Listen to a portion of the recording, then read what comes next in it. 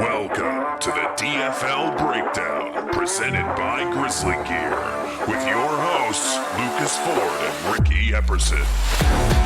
Hello everyone and welcome back to the DFL Breakdown, the #1 cartoon side character themed, league-specific fantasy football podcast in the world.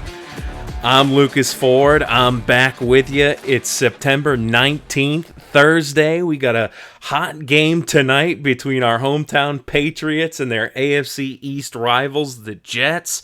Should be an awesome one to watch. Ricky, are you excited to watch that one tonight? I'm excited. I feel like it's kind of make or break. Both teams look like they're either contenders or pretenders, especially in the division, which seems to be up for grabs more so than it was last year. It's exciting football. I'm excited to watch. It is exciting football that we have to look forward to. We also had a lot of exciting football this past week. It was down to the wire for a lot of people. A lot of really impactful games late in the window for all of our football, and some more heartbreak and jubilation split right down the middle for everybody here. So let's go ahead and dive right into what happened last week. And as usual, we're going to start off with our game breaker of the week. So let's go ahead and hop in. I'm coming! Here I come! Game Breaker.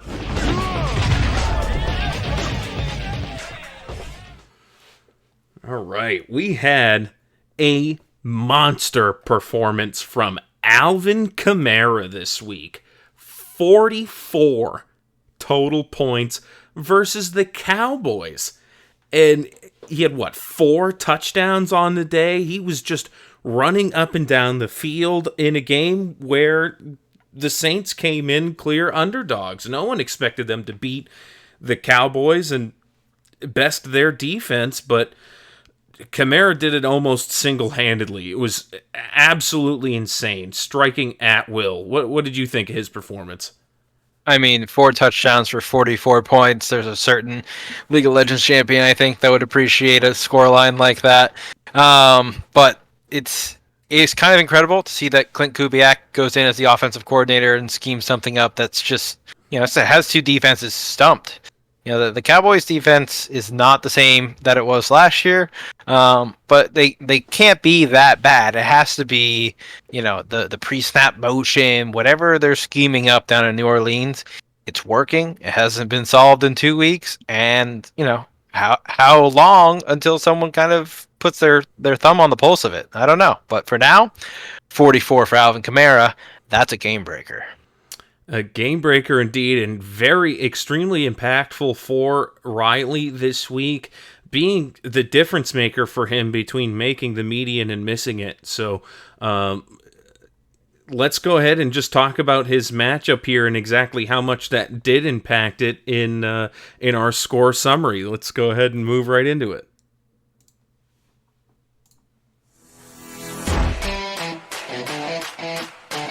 Score Summary.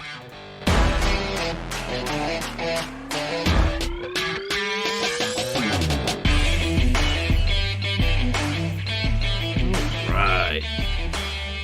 Yeah, so he had a scorching victory this week against Bill Cosby Sleepers. The Land Manatees just body slamming them into submission here, and it really wasn't close from the jump. Almost scored more than 100 points more than him here. And it was a catastrophic breakdown for the Sleepers. Tua Tagovailoa got his head taken off again, has been since placed on IR, so he's going to miss at least 4 games from this one, not your standard run-of-the-mill concussion. He was doing the gang signs again, man. I actually had to go lay down and grab a drink of water after watching it. It was definitely gut-wrenching. No, I mean, it happened. He immediately starts going. I'm like, no. Like, the hit did not seem that crazy real time. I mean, DeMar Hamlin he looked like he was a wall, not even like an approaching force. Like, Tua just kind of ran into a wall of a man, and, like, that's how scrambled his brain must be. It's fragile. That guy should be wearing a Guardian cap. But yeah, that's just like if he comes back without one. I mean, it seems grotesquely. Uh, what's the word? It's not good. It's kind of Negligent. negligent. Yeah, Yeah. right. Yeah. So I don't know. It was a terrible way to start off your week with, Tua and Jeff Wilson both putting up like 10 points for you. Jeff Wilson was kind of a sneaky waiver start where you're like, all right, no Mostert. It's going to be Jeff Wilson time, but he ends up getting injured in the game as well. So bad way to start off your week, and it didn't really get better for him. He's got just Jonathan Taylor and Nick Bosa as his shining green beacons of hope on his side of the team. Everyone else is red, and it doesn't seem to be close. Yeah, it was bad. I mean, notable bad performances out of Travis Kelce, who's been he's the tight end 2 on his own team. Like, never mind being like a tight end 1 in fantasy football. Noah Gray's like outscoring him. It's really horrifying if you're a Travis Kelce owner. So I'm sure that Artie's not happy about that. And yeah, Christian Kirk looks like droppable, man. I mean, the Jags offense, it's just not working. And I mean, it seems like they have no drive. You know, they let off versus the Dolphins. They get nothing done versus the Browns, and Christian Kirk can't freaking sniff a target, man. I mean, Evan Ingram's off the field, and he's still not getting targets. So, yeah, what happened to the Jaguars last year? They were like at least kind of feisty, competitive, offensively, kind of putting a challenge up, but Miami and Cleveland is just too much for them. They can't produce anything. Like, it didn't seem like Calvin Ridley was contributing too much last year. But maybe he was. There's got to be another wide receiver that they drop. I guess Zay Jones. yeah, I don't know. Zay Jones didn't produce a lot last year, but he's like one of those wet work kind of wide receivers who's like doing the pass blocking. He's running the interference routes. He's kind of part of what keeps the offense operating smoothly, just quietly, not producing for fantasy. So I don't know. It's that's tough. The sleepers were dozing this week, it seems. Maybe next week they'll wake up.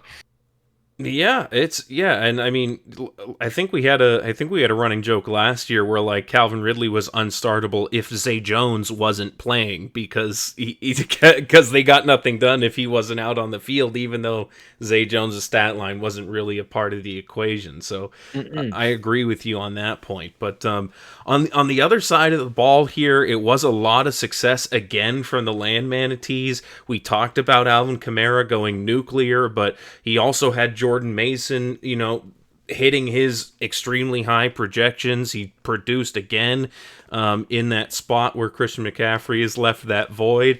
Jalen Hurts broke rushing records for himself. I'm pretty sure it was a career day for him for rushing yards, and even though they ended up losing that game, it was definitely a massive win for Jalen Hurts owners there. So nothing to be unhappy about there. Deebo Samuel ended up getting injured in this game, but he made sure to get you your points before he left. So that also contributed to Riley's win. But besides Brandon Aubrey, it wasn't, and even Keon White did pretty good too. But other than that, there wasn't a ton out of the rest of his guys here. Zeke not living up to the hype. Sam Laporta being very bad. The last couple weeks has been. I mean, you're sad if you're a Sam Laporta owner. So the Lions have been kind of inefficient. I want to say it seems like they haven't really been able to get the ball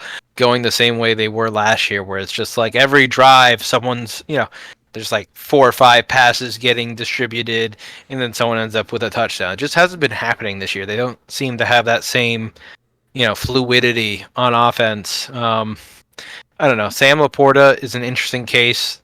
You could definitely panic on him right now, and maybe you'd feel justified in it. But I think you probably hold and see how it goes. I think it can go up from here, but I mean, I think it's just a slow start in general for the passing game across the league. What do you think, Luke? Yeah, definitely a historically low amount of passing touchdowns. There's been a lot more man coverage being played, so people are getting pretty locked down. Some of these elite targets are struggling against some of these newly paid cornerbacks like your Patrick Surtains and your Jalen Ramseys and your Sauce Gardners are taking people off the map and making quarterbacks think. And I think this Sam Laporta problem is not only some of that. There's definitely more film on him from last year that teams have had a chance to study, and they say, okay, don't let this guy beat us this way like he did last year. But I think some of this Jameson Williams hype is maybe eating into it as well. He's the leading target leader on the Lions right now, even over Amon-Ra St. Brown, and it seems like they're really embracing trying to take more of these deep shots, and that was the element they were missing, last year, and maybe they've overcorrected a little. So if they get back to the basics and spread the ball around a little more and highlight the weapons that have been producing for them, I think they'll come back into form soon here. Well, I mean, they might have overcorrected, but they also might have just said, "Hey, like we're gonna do deep shots, and until they start covering us for the deep shots, we're gonna keep doing it because we just, we want people to have to spread the field on us and open up that inside stuff." So, I think it's kind of, it's a little bit of a give and take. People were surprised that game. Yeah, people are surprised that the Texans came out and ran everything, week one. And that's because teams are expecting them to air it out, and then you run and they're like, oh, that's not what we planned for, and then they come back the next week and they're it's an air raid to Nico Collins. It's you got to keep it shifty out there, otherwise the defenses will figure you out. Yeah, absolutely. That was an air raid game, and somehow even still, Bill Cosby sleepers having Stephon Diggs not putting up for them. So. Yeah, like you said, Nico Collins was really the major benefactor of that one. But good game from Riley there. He did beat the median, but it was an extremely high-scoring week, as we'll see as we go through these. So you and I were talking before the show, Ricky, how even a non-pedestrian week, like a 30-point week out of Alvin Kamara would have kept Riley out of the median there, so he needed all those points, and that's truly what made him a game breaker for Riley this week. So great win, great median win, taking that top spot in the league here, and looking like that. There's a lot of strength in this roster. There's places, there's little holes that he's still trying to fill, just like everybody else. But the top end of it is scary, and it's still producing, and he'll get CMC back at some point in the year. So that true. He's top of the league without his number one guy. It is impressive, and yeah, we'll see if he can keep on keeping on. Well, let us keep on keeping on as well. We got some more matchups to go through. Let's move into a high-scoring matchup on both sides here. The AZ 69ers versus Herbert the Perverts. It was a win that the 69ers took home, a nice 2-0 win over both. I believe he beat the median and he beat Mike here. So moves to 2-2. And he owes it a lot in part to Devontae Adams. I heard a stat today that blows my mind. Gardner Minshew is the highest accuracy percentage quarterback in the NFL through 2 weeks. I thought it was that he's the highest above expected pass attempts or something like that. So the amount they expect their offense to pass, they're exceeding it. They haven't been running the ball. They can't run the ball because they're always losing. But yeah, I mean, Patrick Mahomes is like in the negatives and Gardner Minshew's in the positives and all that kind of stuff. All those stats, I'm going to be honest, the quarterback stats and how they grade them and stuff like that, I don't know how it all works.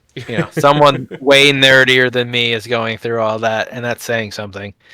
But yeah, I mean, that Devontae Adams play. Did you see the red zone catch for him?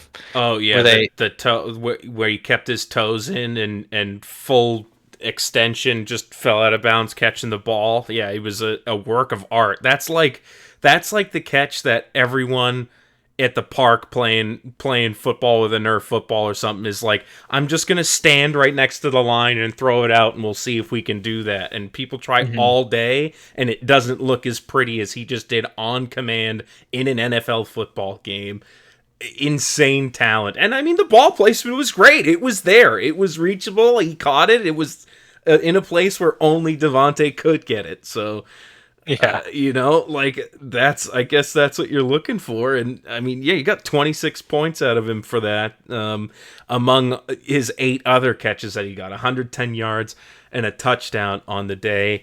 An impressive performance there, and an almost exactly equally impressive performance out of Chris Godwin. Got 25.7 points with 7 receptions for 117 yards and a touchdown. So 2 less receptions, but 7 more yards puts him right in the same sort of zone there. And he was an instrumental part of the Buccaneers' win over those Lions, who we talked about somewhat struggling offensively. So, big parts for him there in this win. J.K. Dobbins has been huge for him. I said, I forgot to mention it in the Week 0 podcast, but I really wanted to. I made sure to put it in the league chat before games started, but I said J.K. Dobbins is this year's Raheem Mostert, and I think he's going to get a bunch of work, and he's going to score a bunch of touchdowns, and that Jim Harbaugh, Jim Harbaugh? one of them. Jay Harbaugh. So the Harbaugh that's in LA right now. Trust him with his life. So, J.K. Dobbins, I got him in a league, and I'm starting him every week. That guy's just going to be good until his leg falls off, and who knows when that is. It could be this week. It could be never. I think that if you were so convicted that he was this year's Raheem Mostert, he'd be on your team right now. I wanted to draft him. I really did. But I didn't think he would get scooped, and there was a couple, it was in a tough spot. I was at the end of the draft. But that's neither here nor there. He's on Alex's team for now, and he's putting up numbers week after week. And we'll see if he continues to do so in the future. But only a 7-point margin of victory here for Alex. Both of these guys beat their projections by a good 20 points, 25 points. So not a bad week by any means. But with how high scoring everything was, Mike really just got roasted. Scored 147, missed the median, missed the win. Did he miss the median? I thought he snuck in. Did Mike sneak in? He's 1-3. Was he 0-2 last week? He was, yeah. Median was 145. 145. He snuck in there. Ooh, barely snuck in there. All right. Okay. So not so bad for Mike then. He did get the median win on this client. I don't get to see the median for the web client for sleepers it's not there. Not up to par. We are here. Yeah, we're doing it. I mean, it took all of that. Pollard, ETN, everyone going over. Huge week from his Justin Jefferson pick. Zay Flowers popped off. If you get 4 guys going like that in the middle of your team, you usually just win. And he didn't get kicked in the nuts this week. That's good for him. Didn't get demoralized like that.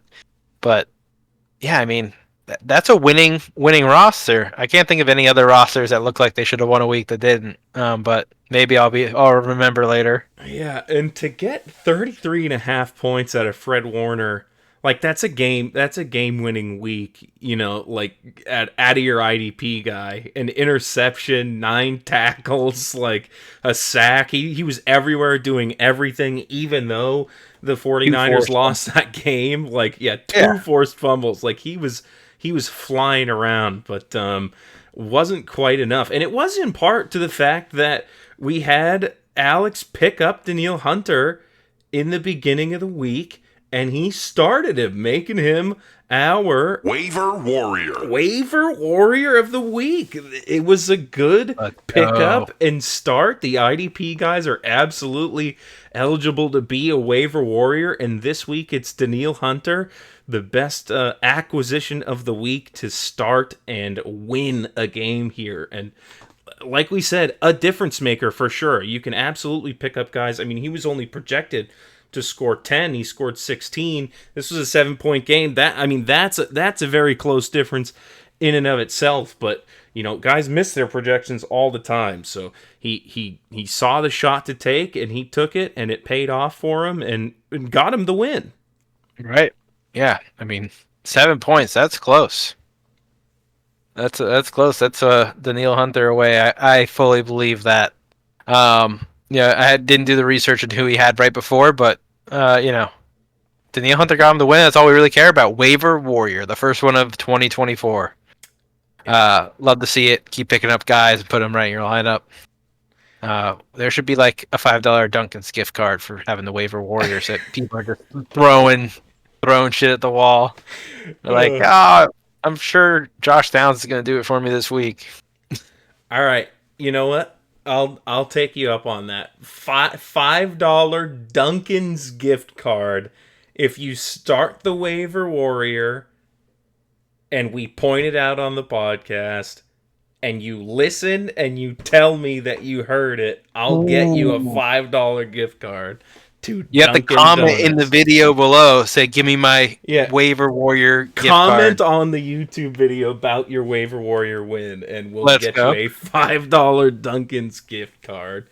So there you go. But that's hype. That's even on this one, Alex. You do that. I'll get you a five Smackaroonies Dunkies gift card. But until then, let's tell your friends. Let's move on and talk about the Stroud boys versus the Dogs here. It was a 158 to 106 performance. Rough for the Dogs. Pardon my coincidental pun, but it definitely didn't go well for him on this one here. It wasn't exactly ideal for the Stroud boys, losing Pacheco to the IR on an ankle injury, I believe it was. But the guy got you his points before he left and was a part of this victory here. Breece Hall getting 24.4 points. He looked great, and he finally scored that touchdown that he didn't last week. So also 7 receptions, just a big part of the pass game. Aaron Rodgers is going to be doing a lot of dump offs because he is not running anywhere. So he's not even a little bit. Yeah, great for Breece Hall owners. He also got that crazy performance out of James Cook early in the week. That Thursday night game, he started off strong, getting 28.5 points, and that was pretty much all. In the first half, he got those 3 touchdowns and all that work there. It was really just 11 carries. Yeah, I think I heard somewhere that people were like, James Cook, his snap percentage is down. It's like, yeah, they did the thing, they got off the field. Yeah. They don't need him to run out the clock at the end. It's good. Why are you panicking on 30-point performance from James Cook? And then you have, obviously the kicker's here to drop 40 points on you week 2. That helps the Dogs out. Yeah, I mean, it was definitely good for Eric to finish off the week. He started strong on Thursday with the James Cook performance, and then finished on Sunday night with the Texans versus Bears game, and Kaimi Fairbairn just kicking Corey into submission here. 37.5 points, just drilling 50-yarders constantly, 350 plus extra point. They'll wheel him out whenever. Just 57 yards, go for it, buddy. We're on the logo. Screw it, punt, or kick it. Do you think Eric is this a strategy from Eric and the Stroud boys that if you're running CJ Stroud, you're also running, the kicker for Houston there, and just saying, hey, if Stroud can't finish the drive, he's going to, even if we're 50 yards out. feels like it's a good way to shore up your points. Even if your kicker has a bad week, it's probably because your quarterback had a good one, unless they did really, really, really bad. Right. I think that's the main thing is like I think it does. I think we've touched on it a few times or maybe once or twice before, but um it can help you cut, like you said, shore up those weaknesses, and those drives that you don't finish, you still get some points, but it does have the potential, even small, to go catastrophically wrong where the offense does nothing all day and you're just double punished. You get no points from your quarterback and no points from your kicker, and It's that can be also really punishing. it's also really hard for it to go catastrophically right for you too. The other extreme, right? Like Right. if you're draining 30, 50-yard field goals, your quarterback probably doesn't have 3 touchdowns. And if they do, then great. But it's less likely for sure. Yeah, well, it looks like it's at least working out for him now. I would say this is in the upper echelon of results. Getting almost 17 out of your quarterback and then getting 40 out of your kicker. I would take that. So congrats to Eric on that one. Wasn't so lucky on the other side of the ball, though. He did get similar performance out of his quarterback. It wasn't made up for much anywhere else on his roster. Rashid Shaheed has been surprisingly, great. Just part of that New Orleans offense that's been shocking to everyone to witness. And part of that shock is just seeing Rashid Shaheed streak down the field and catch a 70-yard bomb. Seems like every game. And he's done this before, but they're really just letting it fly now. And in a game where Kamara got 4 touchdowns, Rashid still broke one off like that. So I guess it could just happen whenever. Right. I mean, they dropped 44 points this week. What was it, like 38 or 34 last week? Like It was like 48 or something crazy. Was it 48? I think so. It's insane, whatever it is. So, I mean, Rashid Shaheed, I guess I'm talking to the league here, but like that's a guy you should be picking up in some other leagues. He's got upside every week. He could always be doing that. Same thing with someone like Alec Pierce, where they're just catching 80-yard bombs consistently. It seems like. I think I said it last week. I'm pretty sure like him and Derek Carr like hang out, like they like are friends and stuff. And I think the same thing with, like you said, Alec Pierce and Anthony Richardson. Those guys just like enjoy each other's company. So like I genuinely think that's like a big part of like having that connection and like actually hooking up on the field. We know you do, Tank Dell, #1 fan guy. Yeah. We know you do. No, I mean there's merit to it. I don't think Cooper Carr and Olave get along very much at all. Right. I think even though Olave is uber talented and really good every time he's on the field, if there's no connection with the QB, it's gonna feel arid and dry and destitute of targets, because why, when he could just launch it 30 yards further down the field for his buddy Shaheed? I get it. But also think though. F it, Shaheed's down there somewhere. That's you can just hit the old Tyreek meme on him. But yeah, that's it for Corey. Really, it was Rashid Shaheed doing it for him. He got great performance out of the Houston defense, but Micah Parsons let him down. Jaden Reed let him down. Noah Fant wasn't a good spot start for him, or I guess he picked him up last week and has still just been running with him. And George Pickens had a couple of big plays just wiped off the board due to penalties, and ended up giving him a pedestrian week here. So both his Steelers also letting him down, leading him to this 106-point performance, which does Steelers not. Bad. Yeah, Steelers bad and Dogs bad. 106 doesn't win much in the Dimmadome, and it didn't get him far here. So add 2 more to the L column for the Dogs. But 2-0 win for the Stroud boys. They keep moving into 4-0, and these teams are separating further and further apart after this one here. Let's move on to I'm Ron Burgundy. versus special downs. We have another win for Nate, but he didn't get to the median, right? He technically didn't quite make it there, so brings him to Rough. 2-2 there. Yeah, rough. Putting up 141 and not making it, man. 141 for 0 is bad. Oh, I'm reversed. 0 off of 141 feels so bad. I mean, you cultivate this team, they produce, tens of points each, and you're just like, yeah, and for nothing. Nothing. You lose. Well, I guess he got the one over the special downs. I don't know what I'm talking about. He did beat But Dylan at the very least. As a consolation prize, I guess. Really, I guess more people would focus on the matchup versus the median. So they count the same in your wins and losses anyway. So we don't have to hyper focus on one or the other. But putting up 141 and not being in the top half is shocking, so I guess that's why we're kind of dwelling on it a little bit. Dylan had a crazy performance out of Kyler Murray. That was one of those games that was just massive, and Marvin Harrison completely turned it around from last week.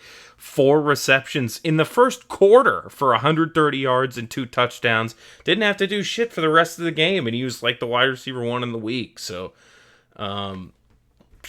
congrats, Marvin Harrison. It looks like he's the real deal. Dylan was jumping for joy, I'm sure, watching that, but it still wasn't enough. DeAndre Swift still not doing a whole lot. Tyjae Spears still being worse than Tony Pollard.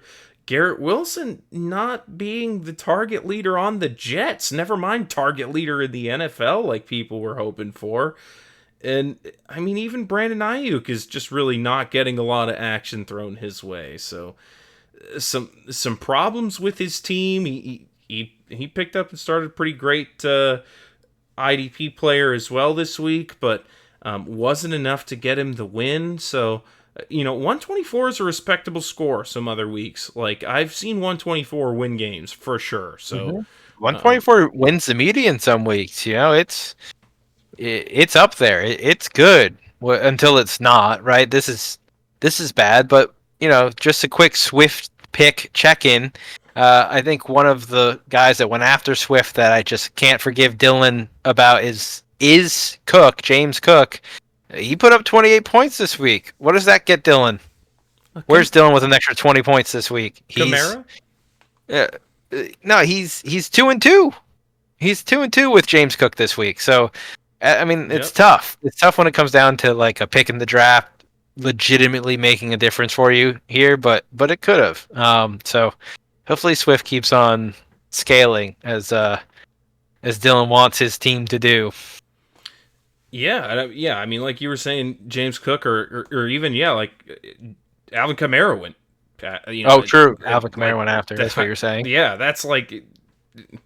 Yeah, that would obviously win him the week here. Those are definitely choices he could have made, and DeAndre Swift could have gone somewhere else. But instead, kind of weighing down the special downs, and he might just be there for a while. Groupie, after having a crazy week 1, 3 points week 2,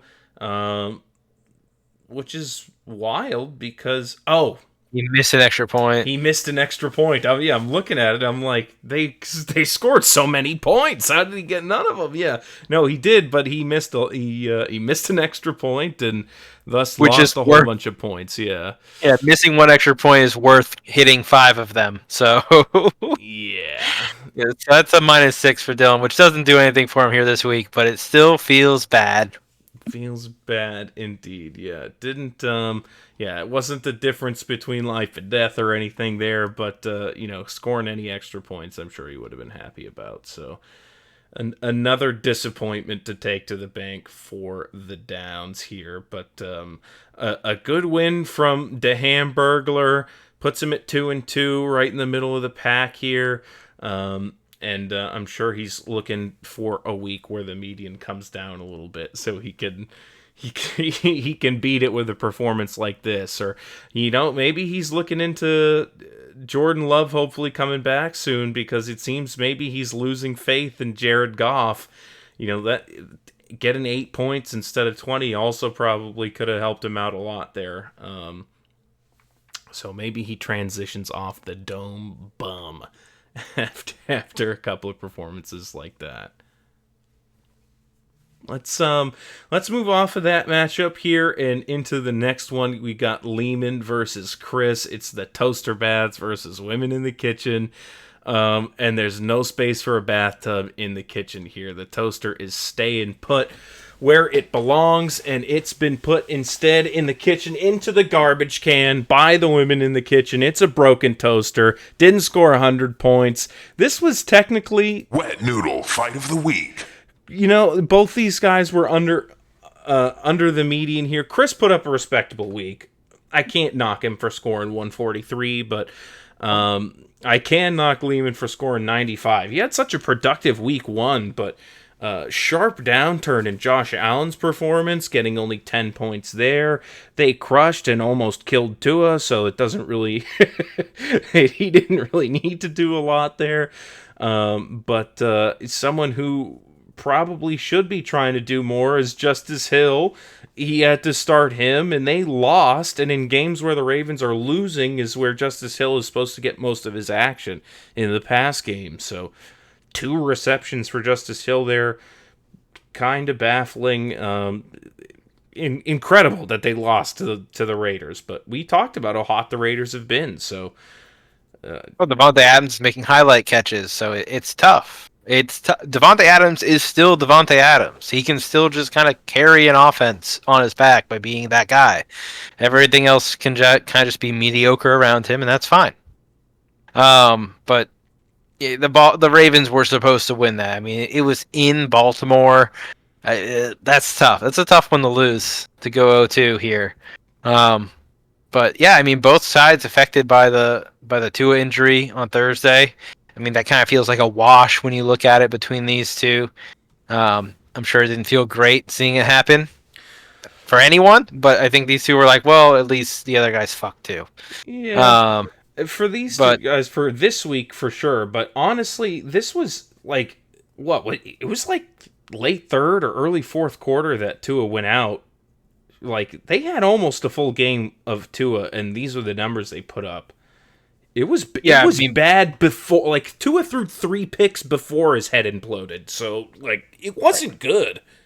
Buffalo owns the Dolphins. I mean, it's bad. Jeez. They own them. They just, every time they meet, we know exactly what to do against the Dolphins. It's kind of reminiscent to when the Dolphins played New England back when New England was just dominant. It's like, wow, you guys can't be stopped by anyone except for these fucking Dolphins. The Dolphins just come out of nowhere and they're like, yeah, we're going to take at least 1 game off of you a year, if not 2. Just cause we get you. Divisional games are like that sometimes. I don't know about you, but if I see my team, if I'm doing like start sit, one person's playing a divisional matchup, I'm like, ugh. It's going to be like low scoring, hard-nosed football. No one wants to lose, and the points are going to be slim. It's going to be like a 13-16 game. Yeah, but sometimes people explode. Like, this was a massive James Cook week, even though it wasn't great for Waddle and Hill. It was also a massive Devon Achane week in the same game. So it was like, yeah, maybe more hard-nosed football, but the running backs definitely got to produce huge numbers out of that game. So it can go either way. Sometimes with all those tensions, they explode. But, I mean, I agree with you. A lot of the times those divisional games, it doesn't matter what the team is or what the year is. It's like, that's it. Packers versus Bears. Like, what? Who cares who's on either side? Like, I'm betting Packers. Like, it's insane. Or, even Pats Jets. Like, stuff like that. Like, that's... The Patriots can win against the Jets with, like, their C team sometimes, and I don't know why, but something in the close, and there's something definitely in the close to the Dolphins, because they absolutely struggled massively against the Bills again. But that did end up... I think of, like, Rex Ryan on the Jets and all the years for just, like, nothing was ever going to work against... Or was it the Jets, or was he Buffalo? Maybe it was Buffalo. I don't know. They all lost. That's every year. So sorry, reminiscing. But yeah, I mean this matchup just didn't got away from Lehman and never came back. Drake London caught a tutty late Monday night just to cream him extra hard. Women in the kitchen creaming on the toaster. George Kittle shook him up, and Harrison Butker is good. Good at kicking the football. We would be remiss to not mention Aiden Hutchinson, who is just down here putting up 40 points because he had a almost historic game for a Detroit linebacker, defensive lineman, defensive player at all. Yeah, defensive anyone. Yeah. It's 4.5 was the tie, right? He tied the record. Yeah, and I think it was 5 would have been a new record or something, and he was very close, but they took it away from him and gave it half a sack instead after the fact. So get good, dude.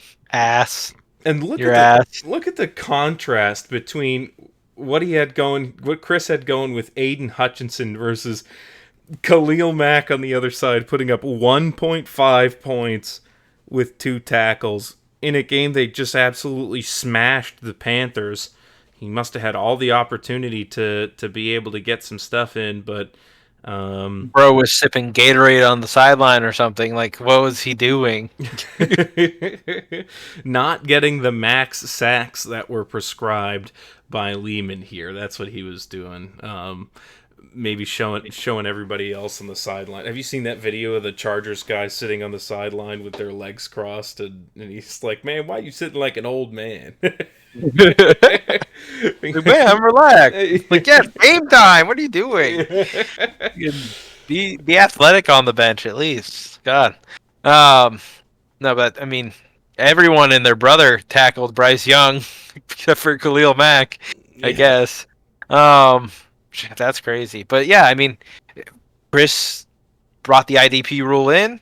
Aiden Hutchinson immediately being the guy. Last year, he kind of benefited from the crazy kicker rule for a while. So, these commissioner rules, he's got an eye for him.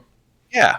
I say that, but Chris just put up 143 in week 2 and is now 1-3 on the year. So it's a good direction for the women to be kind of projected. There you go. It's a good trajectory to be on, but still a hole to kind of dig out of here at 1-3.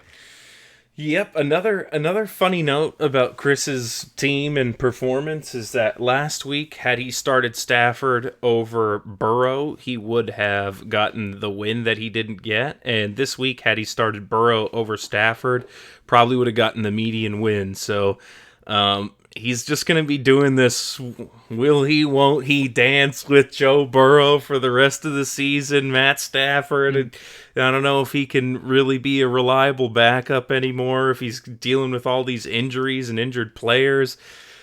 Oh, God. What do you do? Spoiler warning, Stafford isn't on his roster anymore. Yeah. He's made his decision as Joe Burrow. Stafford lost Puka and Cooper Kupp, and it's over. We'll get into it in the waiver wire section, but the dance ends here. I was going to say, he should drop one of them to kind of just take that out of his brain, but he did. He did, because that's not a fun game to play. Yeah, he can. Incredibly frustrating. And he's gonna stand behind Burrow, I believe, but yeah, it's spooky, and they lost that game too. It definitely wasn't like an awe-inspiring performance out of Joe Burrow. It was at least serviceable fantasy wise, but you're still hoping for better when you fire him up next week if you're Chris here. But yeah, he made the wrong choice out of his 2 quarterbacks twice, and he said, "Screw this! I'm not making a choice anymore. I'm just leaving it down to 1." And he's made his choice permanently there. So 1-3 versus 3-1 for correct quarterback choices is a hard pill to swallow. Yeah, after week 2, that definitely hurts. But at least he'll have a chance to make up for it next week and the weeks following here with standing behind Burrow. All right, I've dragged my feet long enough. I don't want to talk about it for too long. Yeah, here comes the sign. But Are we talking about the Hogs? we're talking about the Dimsdale Ball Hogs I heard versus the they stink, Sorcerers. dude. Yeah. The Hogs smell. They smell like losing by less than zero point 0.2 points to the Sorcerers. How many people scored more points than you this week? Just you. Just me? Just me? And how many points did you get beat by this week? Yeah, 0.22 You points. have to do decimal math? Yeah. Oh, no. Yeah. Oh, no. We're talking about missing the median with 143 and 141, that being heartbreak. Luke, as much as the Hogs stink and I got to rub it in your face a little bit, I do feel for you here because putting up 160 and not getting 2 dubs in your column, that feels worse. That feels way worse. It has to. And if it doesn't, then good for you. But, no, it feels bad. And the way it happened really was the nail in the coffin here. I have Saquon Barkley, and anyone who watched football on Monday night know that he blew it at the very end of the game with a nice little screen pass out of the backfield, and that 1 point would have sealed the win for me. But no, as usual, I have to wait until midnight on Monday to have my heart broken. And it happened here. Yeah, I put up 160 this week. So did you. We both had excellent weeks. It's not like I can really critique too much. I wouldn't have subbed Anthony Richardson out for Caleb Williams, but that wouldn't have helped me anyway. It really was just Tank Dell not doing it. He had an opportunity at the end of that game to catch a long bomb, and that was on his fingertips. That would have been a huge difference for me too. And yeah, Saquon missing one at his fingertips. I'm pretty sure Justin Tucker missed a field goal. I mean, you can look anywhere with a 0.2 point margin. Yeah. The end of the game for the Colts, they threw a Hail Mary and it was an interception. It's like that ball drops to the ground and I don't lose. It's just there's so many ways, but I watched that interception. I watched that interception on Red Zone and I cheered so loudly in my house and I was like, it's just 2 points, but it feels so good.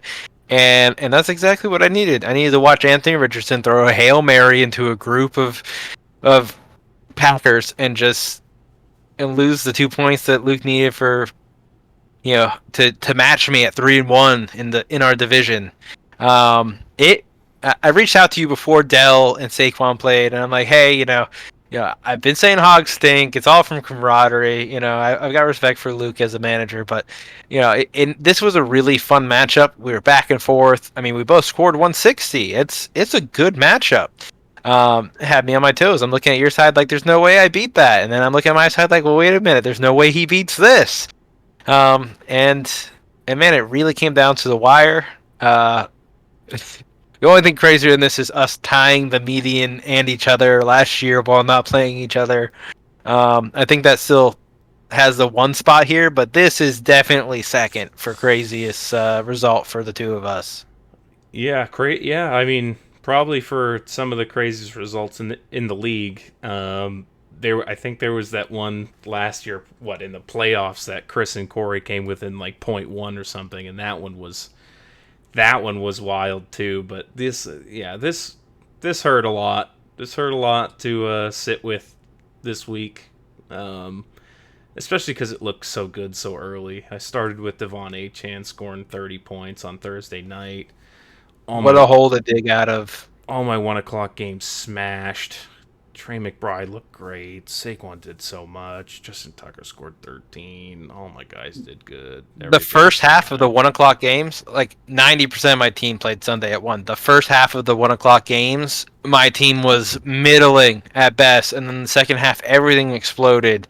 Everything exploded. And then I was like, you know what? I'm doing so well. Cooper Kupp's going to come in and just clean this up for me, nice and easy.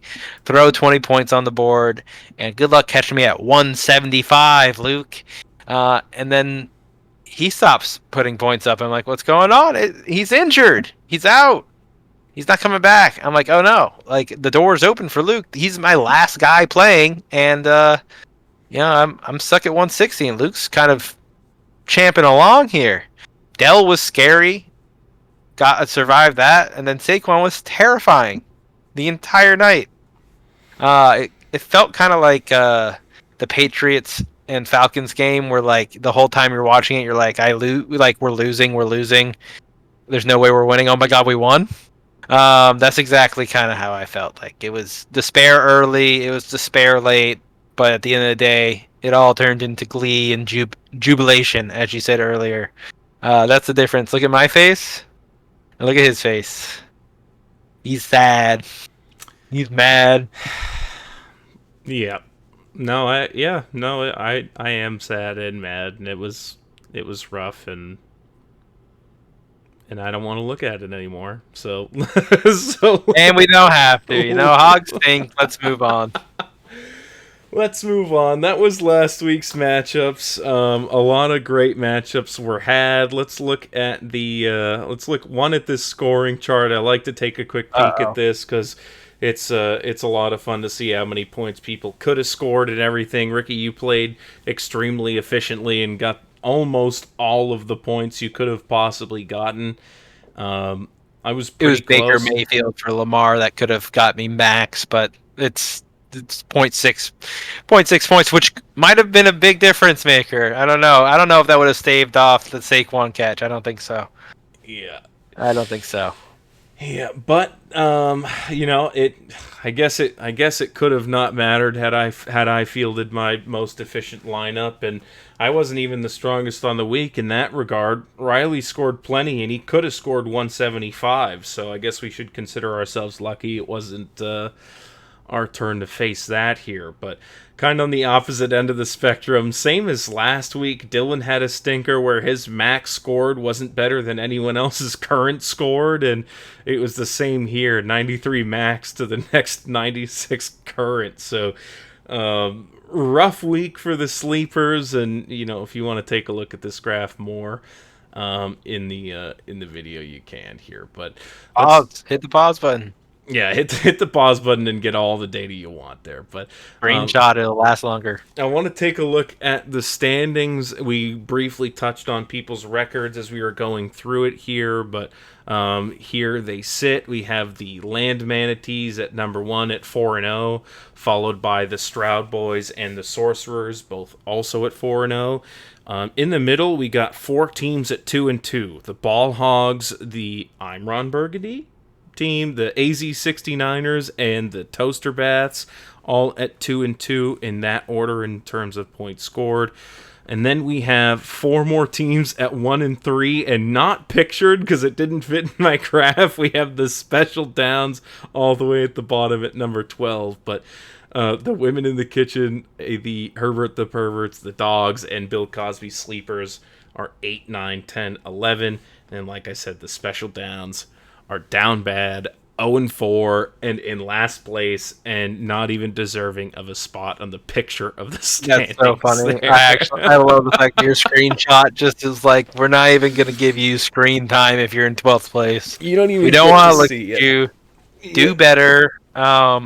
Special Downs showed a huge sign of life. It was like that first initial doof of like a heartbeat coming back. That's Kyler Murray and Marvin Harrison Jr. I think Dylan could kind of finagle his way into getting into like the mix, and who knows, maybe a couple waiver guys break his way or injuries go his way, and all of a sudden he's climbing back up. It's early in the season. It's just week 2.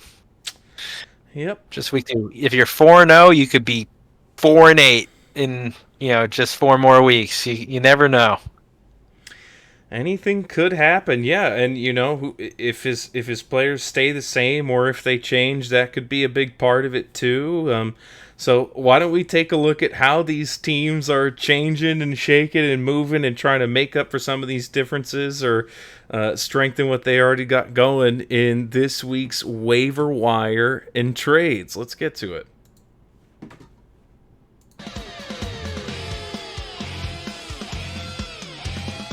Waiver wire and trades. All right, welcome to our waiver wire and trades here, and I got a quick voicemail to play in regards to this one, so let's take a listen. Hey guys, anonymous member of the league here.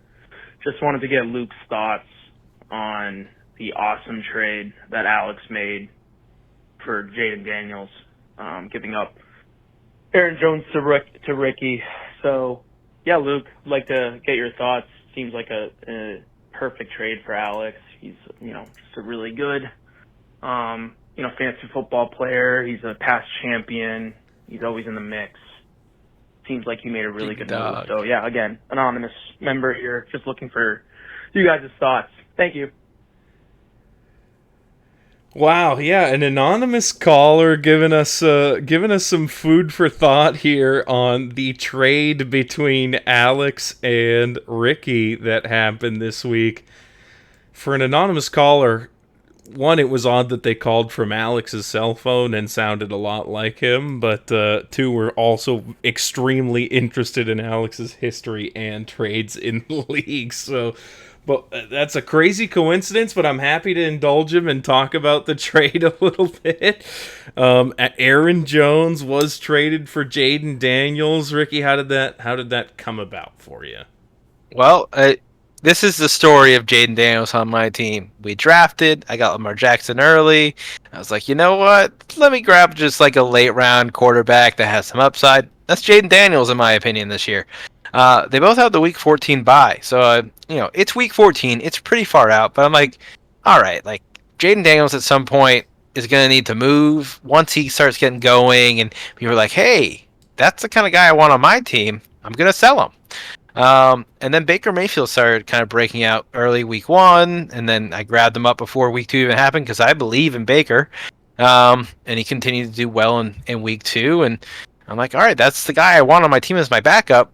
But now I have an extra quarterback here, and he's got to go somewhere. I don't want to drop him to the waivers. He's never going to the waivers, Luke. Okay. There's only one way Alex could have got his hands on him, and that's to send me a guy for him. So he picked his fourth best running back on his team and said, "Here, have my bench guy, and I'll take a starting quarterback. Thank you very much." And is it a crapshoot every week when you start Jaden Daniels? Maybe. He's got a good rushing floor. They were in the red zone like constantly, and it's the Giants. And Brian Robinson ran them there most of the time. Brian Robinson's a great player this year, but like Jaden Daniels gets to the red zone. If they figure out how to punch it in, I can see Jaden Daniels dropping 25 to 30 points weekly, and Alex going, yeah, I'd much rather have that than Aaron Jones sitting on my bench or Dak Prescott being limp-wristed in my quarterback position. So, as much as trading like a bench QB for a startable running back feels bad, it worked out for both of us, and that's really all you need in trades is supply and demand. Yeah, right. Yeah. No, you had to literally pump the brakes on logicking yourself into saying how you would have literally never started Jaden Daniels again in the season ever. So you would have been either a dead space on your roster, or you would have dropped him to waivers in weeks. The point Lamar Jackson gets injured, and Baker Mayfield doesn't do his thing. Yeah, right. And then, well, sure, but then what? Baker Mayfield's not good. Then it's Jaden Daniels' time. And if everything all fell apart and I only had one quarterback on my team, then I'm looking at like, hopefully Derek Carr keeps it going, and maybe he will. But I think that offense gets figured out in the next few weeks or so, and I don't know. Give me a guy with legs. I don't know if you guys have caught on over the years, but the quarterbacks I like to run are the ones that run. I think that's just good fantasy practice, is to have rushing quarterbacks. A running back that touches the ball every snap is a good running back. Every week. And then they throw touchdowns too. Yeah. Well, this isn't this segment isn't necessarily roster construction 101 as it is, I guess, our thoughts and opinions on the trade, and you're not going to convince me otherwise that was a terrible trade for Alex, and you fleeced him on that one. So Nah, congratulations there. if he wins weeks with Jaden Daniels, if he outperforms Dak Prescott, that's all it needs to happen. All it needs to happen. Yeah. Well, I'm not confident in that, but there's also, I mean, plenty of guys that were on waivers here that that could get it done as well. But let's look at some of these waiver moves that did end up happening this week. We had Carson Steele go to Dylan. That was one of the biggest ads of leagues all over the place here, not just this one. People, especially with Isaiah Pacheco going down, think Carson Steele might be the next guy up. And Dylan's going to be the one to find out here. What do you think about Carson Steele? I mean, I have Carson Steele in the Dynasty League that we have. I picked him up pretty early. I felt good about that. I feel better about it now. I mean, if he's like the Jordan Mason of the Kansas City Chiefs, he can just kind of come in and slide in for a good running back, then great. I mean, it should be an efficient offense still. The question just becomes, does Kareem Hunt come in and go, yeah, I understand the offense. Yes, I'm a trusted veteran running back. You know, is Carson Steele going to get red zone touches, goal line touches? I don't know if that's going to happen off the bat. It's probably going to Kareem Hunt. So Carson Steele is going to need to like drag some bodies in from 40 yards out if he wants to score a touchdown. But the special downs are extremely running back needy, and this is an ideal dart throw for them. The pickup makes a lot of sense. I'm surprised there's a little bubble with multiple claims next to it. Lehman's also really running back needy. I see he picked up Bucky Irving there. I think that makes sense for him because he has Rachaad White, and if Rachaad White goes down, Lehman's just done for the season. It's better than a Carson Steele dart throw to handcuff his guy. So I understand that, but there's 8 other teams that I'm like, hey, Carson Steele probably fits on your roster over, I don't know, Jerry Jeudy or something like that, right? Like, who wants to roster Jerry Jeudy at this point? I think Jerry Jeudy just scored like 18 points this week. Nah, there's no way. Yeah, he was good. Well, shit. Scratch that. God, who has Jeudy?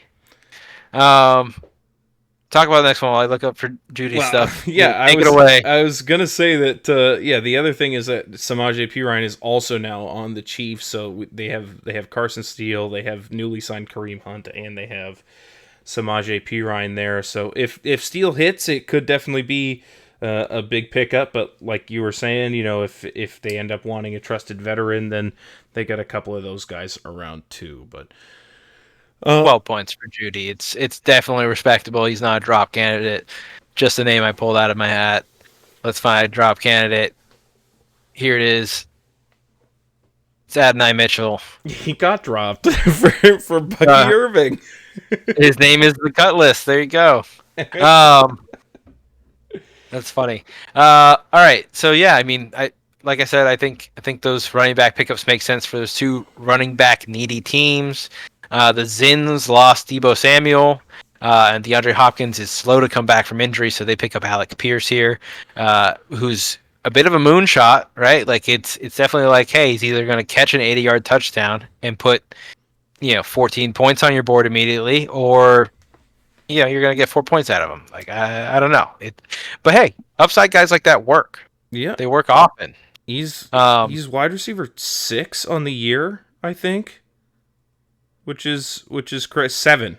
Yeah, he's wide receiver 7 on the league, right in between Justin Jefferson and Jaden Reed. So, yeah, I know it. Like you said, sometimes the moonshot doesn't work, but it's worked the last 2 weeks, and who's to say it can't work again? So, maybe a little bit of a points chase, but who knows?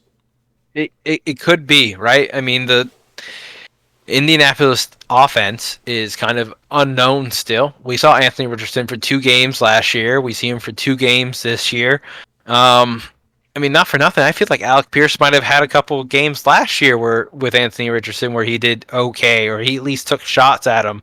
Anthony Richardson is a kind of polarizing player. He's going to beat you with his legs or his cannon of an arm, and he's not going to just dink and dunk down the field.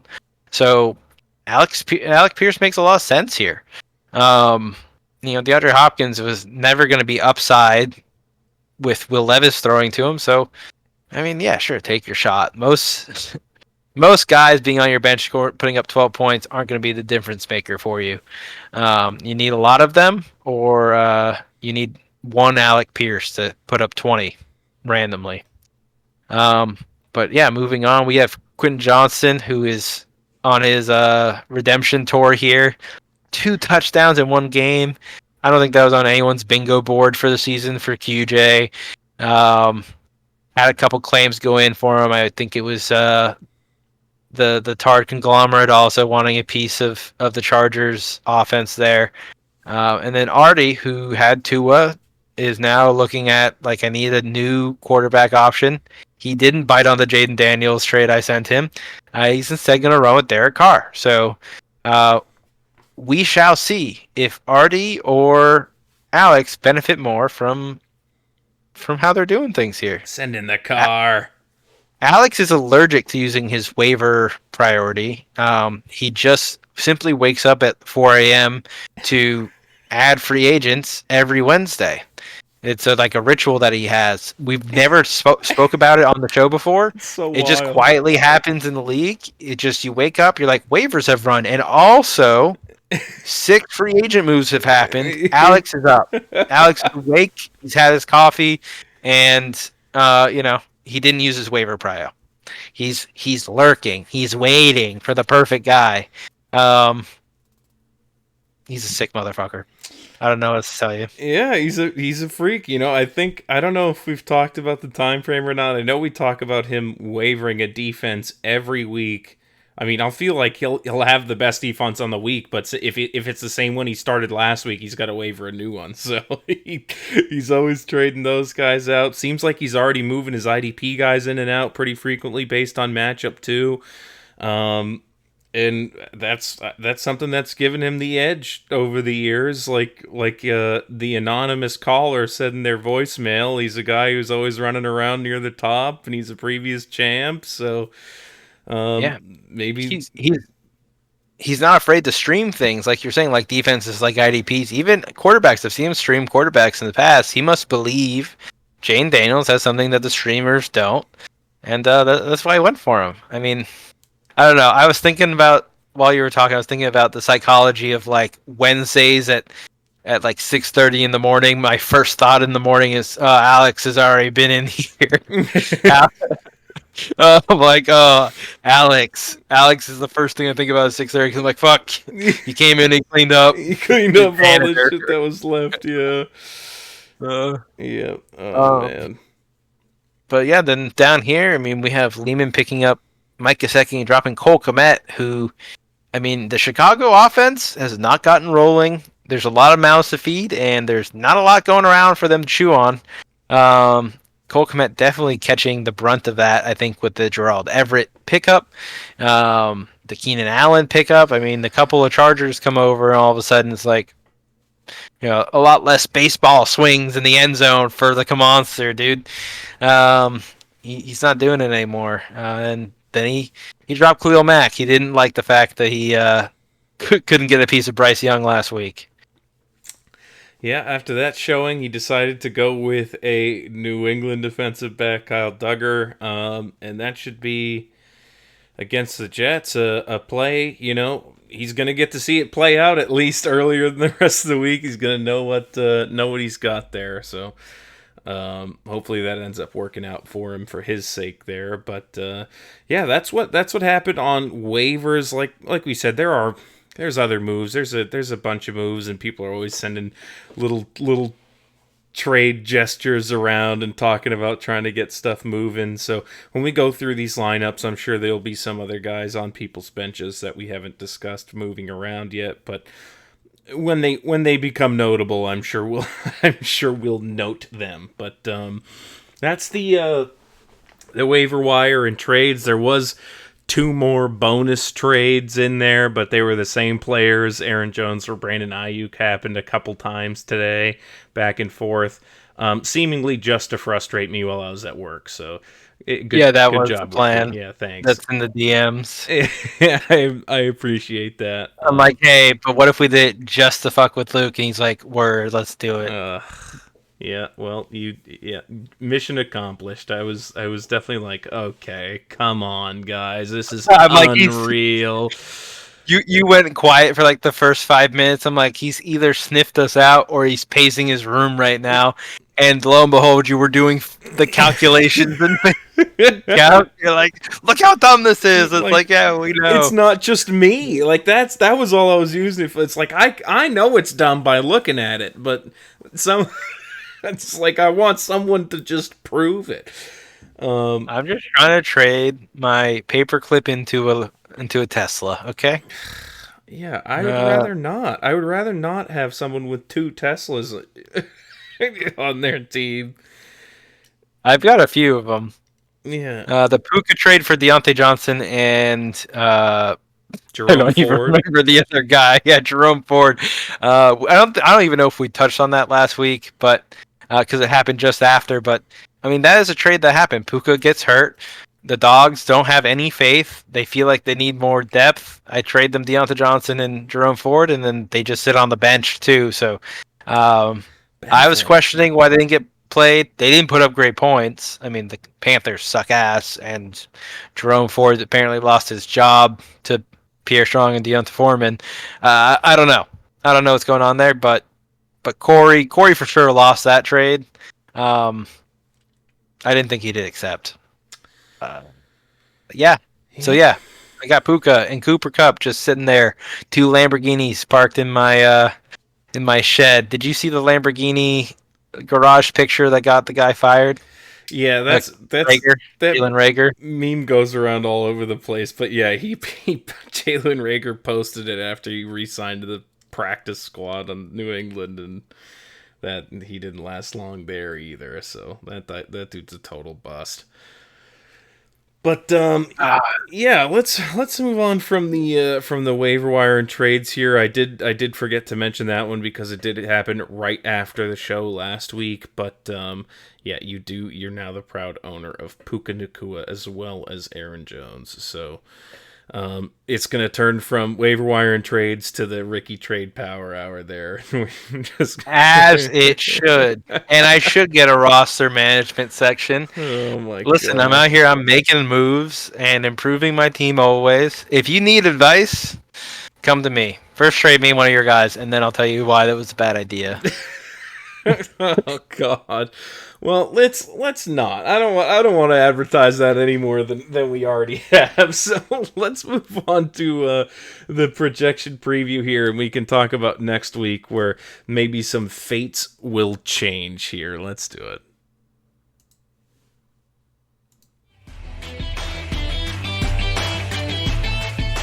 Projection preview.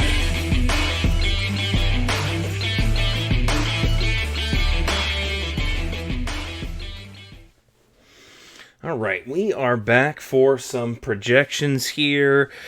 We got another hot week of football coming up, starting with that game tonight between the Patriots and the Jets that we've alluded to a few times. But let's look at some of these matchups here and see if that's going to play any part in it or not. But let's start with my matchup here, the Ball Hogs versus the Sleepers.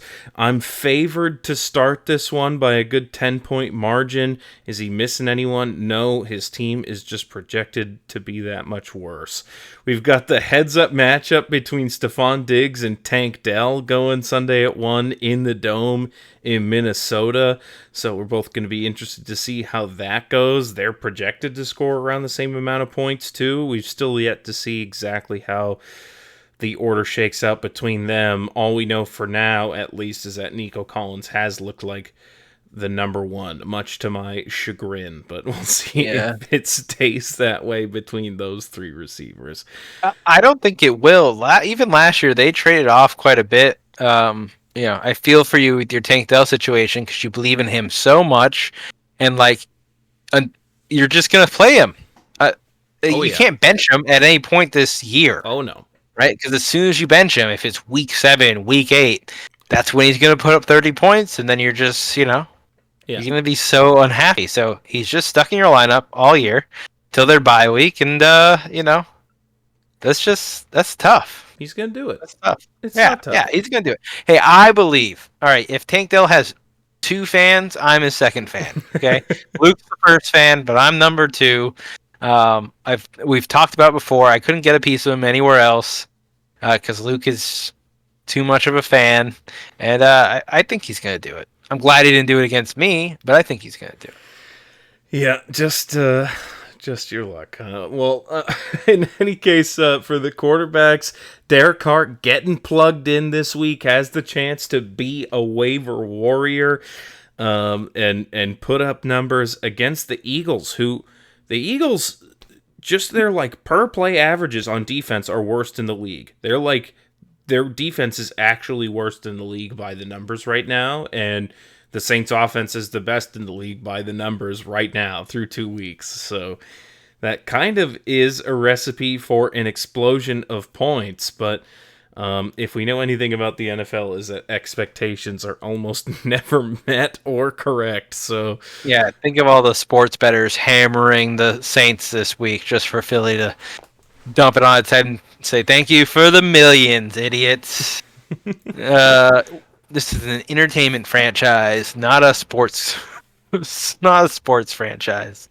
Well, I'm hoping that is the case, because I do have Saquon looking for some redemption after losing that game for the Eagles this week. If he can just single-handedly win it for them next week, I would accept that as payment here. That would be a big W for me here. Yeah, I mean, as far as NFL storylines go, Saquon coming in being an absolute stud, it's like he does have the juice. He's got it. Week 2. Final moments. Oh no, he's not a hero. He's the villain. How many weeks does he have to be the villain before the NFL let him be the hero again that rises up and brings Philly to the playoffs and eventually a Super Bowl? Just one. I don't know. Just 1 week of him being the villain. Yeah, then back to hero ball. I like that a lot better. We'll see. Speaking of running back heroes, though, Achane was kind of the only guy left after Jeff Wilson got injured, Raheem Mostert was injured, Jalen Wright is injured. And even he had that ankle problem that they were unsure of leading into the game, but they ended up leaning on him heavy, and now without Tua, they may lean on him even further. And I'm all for it. Yeah, give him the ball every play. That would be great. The dude is sick, and he's very fast, so hasn't let me down yet, and I'm hoping he continues to not let me down in the future here. Mostert is practicing this week. He's been ramping up. They've had the long week since Thursday. So, I mean, he's a veteran who's been practicing. I think he'll be okay. He did not practice at all last week before the game, so this is positive signs for the Mostert owners, me. And, I'm sure he won't eat Achane too much. Not any more than, Tyler Huntley is going to eat him up. Yeah, I'm not all that worried about it. I think he's going to be fine even if Mostert does start. But we still got the double tight end play from Artie here. Hasn't liked anyone enough off the waivers or off his bench to start in the flex slot for him. He's got Christian Kirk going, who's been awful, and we talked about it already, how bad he's been. But Artie's he seems like he's already scraping at the barrel with A.J. Brown, being doubtful, and his running back pick's not really working out for him great. This is where you land when you draft 2 tight ends real high like this. But 4 and 5 for the tight ends, and then your round 1 pick, gets injured, and all of a sudden it's like, well, that's rounds 1, 4, and 5 that are really doing nothing for me right now, which means your team is going to be struggling. I think until A.J. Brown comes back, Artie is going to be a soft matchup for anyone in the league, including the Hogs.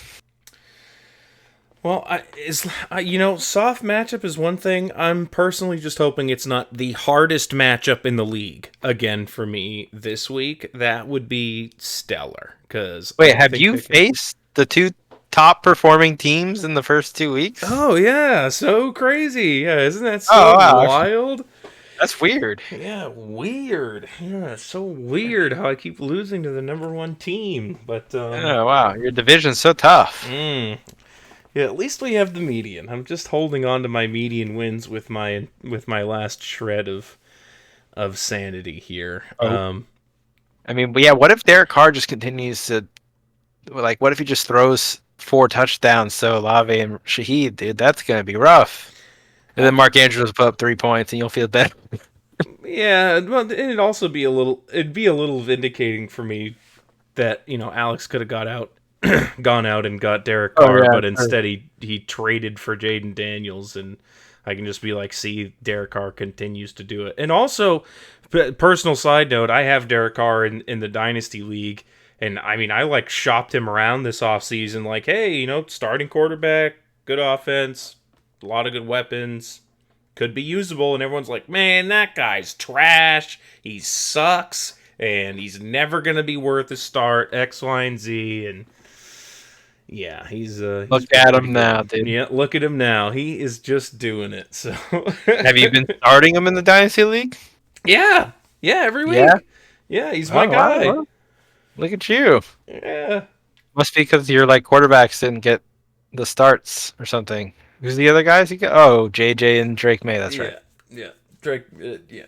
Derek Carr is kind of a stopgap. Back to the dome. That's neither here nor there. Yeah, let's get into our next match here and talk about the women in the kitchen, Chris versus the special downs and Dylan here. I got a quick statement to read from Chris that he sent me about how he's feeling and this week and what's going on for him. In terms of last week, he said, Hutchinson is him. Thanks for dropping him, Nate. BBL Drizzy on the rise in Hotlanta, and Burrow looks ready to go now. Just come back, Higgins. The women cooking up something hot in the kitchen. Feeling good about about Burrow coming back in. Like he said, he wants T. Higgins to come back and play, but for now, he's got BBL Drizzy finally catching touchdowns. He finally hooked up with Kirk and looked like he could be an elite weapon after catching that touchdown at the end of the game. And he's hoping for more of that if you're Chris here. But Dylan isn't. He's hoping for more of that Marvin Harrison explosion that we got to see a sneak peek of. He's hoping that he has the waiver warrior in Carson Steele, and he's hoping he finally gets something passable out of DeAndre Swift. Yeah, we have a voicemail from Dylan, don't we? From the conglomerate? We do have a voicemail from Dylan. Let's go ahead and listen to what he has to say about his chances this week here. Hard HQ coming in. Don't mind the sound of gunshots and screaming in the background. We at the Tard Conglomerate are okay, and this is our week. It's our week. Please let it be our week. Please. Hashtag not a cry for help. He's definitely doing good. Yeah, he's fine. He's fine. He's fine. He's so used to being 0-4, you can tell. Yeah. It was so funny that he wasn't on the list earlier because I looked at the list and I was like, oh, we don't have any 0-4 teams. That's great. That's crazy. It's just because Dylan didn't make the cut. I love that for us and for the show. But yeah, I mean, it's 1-3 versus 0-4, but it doesn't feel like it's that close. Special downs is definitely going to have to surprise here to come out on top. It seems like things are starting to click for the Winks, and it's going to be about whether or not that trend continues or Dylan can do something kind of upsetting here. He's waiting for Wilson and Ayuk to kind of show their value. Both of them have been pedestrian. Wilson a little bit better than Ayuk, but pedestrian I think is the right word here. No Debo this week. No Christian McCaffrey. It's kind of the whole, you make the offense worse by taking away those power pieces. Do your players get better? So far, it hasn't been the case for Ayuk. Could just be because he's basically new to the team this season without doing any preseason work with them. But I think that if this week Ayuk is still a dud, it's kind of prescriptive of, hey, good offenses are better than one stud player on a bad offense. And I know you agree with that sentiment. Making the team better is good for your guy. Yeah, I mean, yeah, exactly. Having someone else that the defense has to worry about on the opposite side of the field spreads them out. And yeah, people always fall into that trap of, oh, this guy's out, just take all his volume, add it to the next guy. And it's like, that's not how that works, or real, or fair, or anything, or logical. No, they just pull up some practice squad guy who's worse and gets less first downs and takes those targets anyway. Yep. Like T. Higgins and Josephus, right? Yeah. Yeah, it's still going to get spread around. I mean, you're going to see some Juwan Jennings. You're definitely going to see some George Kittle on Chris's side. You're going to see Jordan Mason continue to go. It's not just going to all go through Brandon Ayuk because those other guys are out. But you would hope that they paid you all this money to be the center point of the offense. So you would hope at some point Brandon Ayuk gets more volume than he has, at least so far. But whether or not that actually ends up being a difference maker in this one is yet to be seen. Like we said, Carson Steele eligible to be the waiver warrior, and I'm sure Dylan would love that. That could be one of those things that helps bump him up over this projected loss, is if Carson Steele just pops out and goes nuts Sunday night. I wonder how many Duncans are in Colorado. There's a couple, there's a couple there. Yeah, you can get donkeys somewhere out there, I think. But let's move on to the Toaster Bats versus I'm Ron Burgundy. We have Josh Allen going against Jacksonville Monday night. Yeah, that Bills game I've seen a little bit with Dalton Kincaid and Khalil Shakir in the last matchup. That was going to be a Monday night game that those two guys were watching. But Lehman, of course, is all in on Josh Allen's success this year. And he's going to be waiting, 7:30 Monday night instead of 8:30. Is it a doubleheader week? There's 2 Monday night games. I didn't even realize until just looking at it now, but I was like, 7:30, that's not right. That could only exist if... And there it is, an 8:15 game as well. We have the Bengals versus the Commanders. The doubleheader Monday night. Oh, man, that's always a headache. What do you do when you're watching those? You just flipping back and forth and stuff too, like everybody else? Yeah, I mean, this week it seems like I'll probably just not watch Jacksonville dumpster fire and instead watch the Bengals take on the Commanders. I don't know. I'll probably flip. Double dumpster fire. You're not gonna watch the single-sided dumpster fire, and you're gonna watch a double-sided dumpster fire instead. I think the Bengals figured out this week. I think the Commanders are getting their feet underneath them. I think that game is kind of going to be kind of indicative of who has kind of warmed up to the season faster, Joe Burrow or a rookie. Does Joe Burrow just play like a rookie every year and then turn into a veteran after the second half of the season? I don't know, but we're going to see how game 3 goes. You would expect Cincinnati at home to beat the Manders, but could be the upset of the week. Yeah, it's absolutely possible, and just looking at these games, this might be one of the most Monday-loaded matchups I've seen. I mean, with the doubleheader, you have more of a chance of that, but you got Chase Brown, Jamar Chase, Mike Gesicki going, and Josh Allen all going Monday. These guys are going to have no clue how this matchup's going to end until Monday rolls around, unless it's an absolute steamroll blowout before those guys even get to play. But they got some interest in the defense tonight here, and then they're going to be waiting a long time before their players eat. I mean, geez, even a lot of their guys are playing in the late window, 4:25, 4 o'clock, 4:25 for CeeDee Lamb, 4:25 for James Conner, 4:25 for Kyron Williams, Jared Goff. It's like they're going to have two guys play at 1 o'clock and then be like, okay, when's the real football start? Yeah, watching Red Zone going, why aren't my points going up? But at least it'll be on both sides, To me, that's the big thing. If someone can get out to like an 80-point lead Sunday at 1 because all your guys play later, it's just like, oh no, there's no coming back from it. Yeah, it's so demoralizing. It hits the locker room. Your guys are just going to do worse because of it. It does.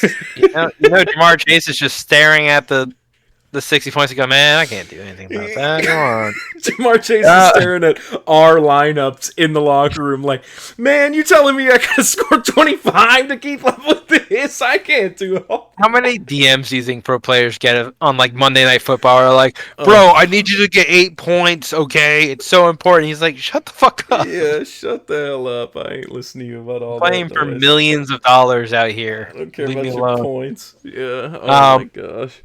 I mean, yeah, the women in the kitchen, the special downs, you talked about how they have a lot of players there. We didn't really look at that while we were looking at them, but, it's probably the same thing where like 3 or 4 guys are going Monday night. Burrow, Kincaid, Shakir. Maybe that's it. All right, 3 guys, not that crazy. Defense. The defense, there you go. So another group waiting to the Monday doubleheader, and I'm sure it's going to be consistent throughout that we're going to run into those. I know that your team has Manders on them and Brian Robinson. Are you going to be waiting for Monday for a lot out here? Not too much in my matchup here. It's really just that Brian Robinson going to be playing on Monday, so maybe I'm going to have to wait for him. Oh, and Foyesade Oluokun's playing Monday as well in that Buffalo game. So you get to drop the hammer Monday night. Yeah. And if I know Artie's team, he's either going to be up 40 points or he's going to be down 40 points. So I think it will be a no-stress environment for you. It has to be better than this week. Don't say, I'm knocking on wood for you. Don't say all that because I'm going to lose by 0.06 or some crap on this week because of that. But let's look at the dogs versus Herbert the Pervert here. We got quite the matchup between these two guys. They've both been struggling. They're both 1-3. They're projected within 5 points of each other. And we've still got Justin Herbert leading the way for Herbert the Perverts. He's fearless. He doesn't care about the narrative. He doesn't care about the poor performance. He doesn't care about anything. Justin Herbert is this guy, and he is sending him off in his starting lineup for the foreseeable future here. He's gonna hope that Justin Jefferson still continues to do Justin Jefferson things and carry his team to success. Zay Flowers was great for him last week, and I'm sure he's going to want that this week. And Xavier Worthy, he sat him week 1. He scored a ton of points. I'm pretty sure he started him last week, and he didn't really do all that much. So he's starting him again this week. Maybe he'll finally land on the right side of that cycle. Yeah, I mean, it's against Atlanta. In Atlanta, the dome is nice. Kind of an electric feel. I feel like playing in a dome has to feel so much cooler on a Sunday night. I mean, that's got to be good. But maybe that's where Worthy kind of takes off for him and actually supplies points for his team. He'll have Kyle Pitts going in counter to that, so I'm sure he'll be watching that Sunday night game, hoping both sides of the ball are productive. Not skinning the game on the other side in that Sunday night game as well. Anytime Kyle Pitts isn't finishing a drive for the Falcons, Younghoe Koo is going to be lighting up 50-yarders in a dome. I think this is a definite contender for Mike to get his dick kicked off. Yeah, it's certainly possible, and Koo has been doing it this year so far. I don't know if I can look at his stats from here, but yeah, 11 points last week? That's not terrible. So. Definitely good production out of him there. But if he kicks some 50-yarders like he's done before in years past, could be another sad one for Mike there. But Corey's hoping, Patrick Mahomes in that same game produces, and he's hoping to get more of what Jahmyr Gibbs has been giving him already, and for his Steelers to turn the boat around after a disappointing performance last week. And for Noah Fant to do something for him. I mean, I know he wasn't the only one that thought Noah Fant could possibly do something this year. I even talked to you about it in the beginning of the season. You were looking at waivers in different leagues, like, it could be Noah Fant. It's his breakout year. He hasn't done it yet. It's week 2. He got banged up week 2. It's going into week 3. If he can get healthy, I think his next fully healthy game, he goes over 10 points at the very least, and I would expect like 15 from him. He's catching a touchdown next healthy game. That's a Ricky guarantee. Stamp it, seal it, ship it out, bet it, put the mortgage on it. Don't care. No Fant touchdown next 100% healthy game. Wow. Guarantee. All right. Well, I guess we're going to have to see if that does end up happening. If it's not this week, if he's not fully healthy, then next week. But if Kenneth Walker comes off of being questionable and is decided to play, I'm sure he's going to end up slapping him into this lineup somewhere here, whether it's Worthy coming out or perhaps Pollard. That's tough. Yeah, but in any case, I think I keep Kenny on the bench if he's coming off an oblique. Yeah, I've heard they're going to be cautious with it too, so I wouldn't be surprised if he didn't play this week and it was another Charbonnet week. Especially since I might start him over Herbert though, if I had a choice. If I could, yeah, maybe. But he doesn't have that choice. He's riding with Herbert forever. So let's move on from that matchup here and hope that one of these guys at least keeps it together enough to beat the median. Because if this is a 1-3 result out of 2 1-3 matchups here, that would be pretty sad out of the dogs and the perverts there. But let's move on to the 69ers versus the Stroud boys. The Niners are projected to win by like 2 points.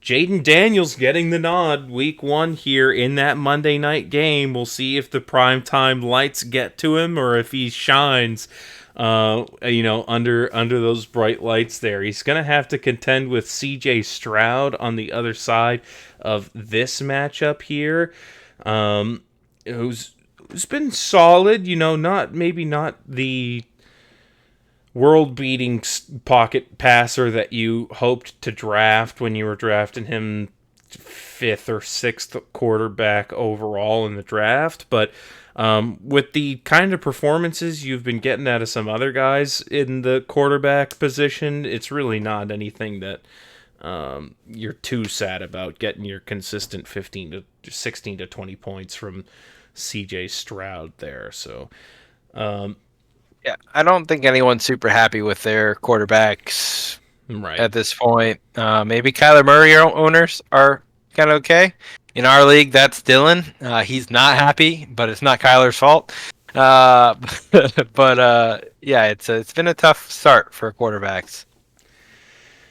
Yeah, for sure. Well, if it's tough going for the quarterbacks tonight, these two will be happy about it. They have Ramondre Stevenson and Breece Hall facing off against each other, so they're hoping for a run-heavy Thursday night football game, at least for the team that they're supporting. I'm sure they don't want the other guy running the ball all that much. But Bijan Robinson is the headlining running back in this matchup, the highest drafted running back. I remember Alex picked him at like the 5 spot or something. So gonna want him to produce versus Kansas City on Sunday night. That's another primetime game that he's going to be looking out for here. Jeez, look at this. Right at the top of Alex's lineup. Monday night, Sunday night, Thursday night. Getting all the island games in here on his team. Maybe not all Monday night like we were talking about with the other matchup, but still a lot of prime time for him. He's not going to have to weed through the red zone cuts to try to find whether or not his player has the ball. He's going to be just watching that one game and seeing whether or not it's happening. So Davante Adams versus the Panthers could be an opportunity for him to succeed, could be an opportunity for the Raiders to go up early and then run the ball out and never have to worry about the game getting out of hand. Andy Dalton is back. Does that make a difference? I think it does. I think Bryce Young is bad, like really, really bad. Like, isn't just like a disappointment. He's like a disgrace. It's bad.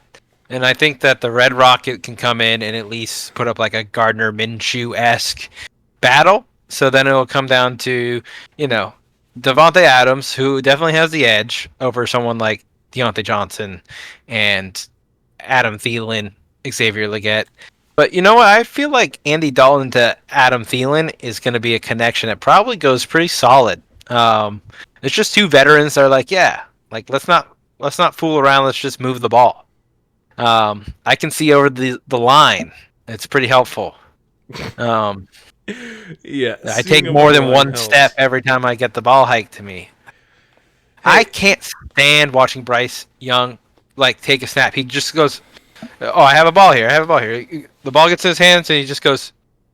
He takes like one step back, and he's like, he must get up on his tippy toes or something like that. He's like, where's? Oh yeah, there it is. Oh God, there's 3 guys here already. And it's just like, what are you doing?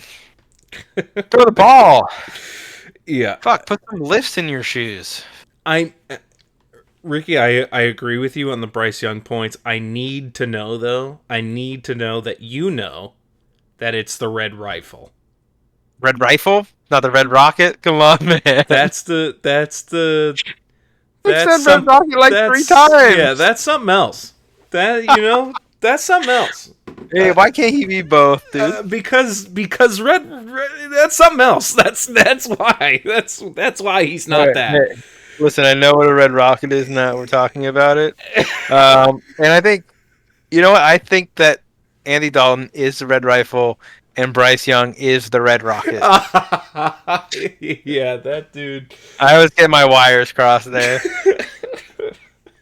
Bryce Young is a dog dick. Well, you spelled it out for him there. That's. I just had to. You even said it in the chat earlier today, and I was like, I don't know if he's making a joke or if he really thinks that's what it is. I just forgot that it was rifle. My bad. But the Red Rifle is back in there for the Panthers. Red Rocket out, Red Rifle in.